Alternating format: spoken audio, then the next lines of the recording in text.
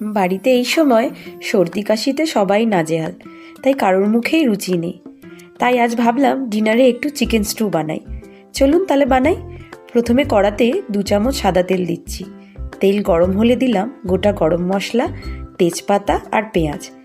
এরপর দিচ্ছি থেতো করে রাখা আদা রসুন একটু ভেজে নিয়ে দিয়ে দেব টুকরো করে রাখা আলু, পেঁপে, গাজর, বিনস, চিকেন, টমেটো।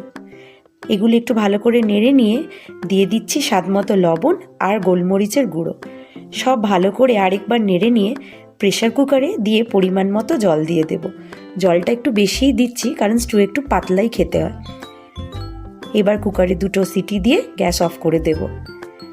এবার একটি পাত্রে একটু বাটার দিয়ে গরম গরম স্টু সার্ভ করুন।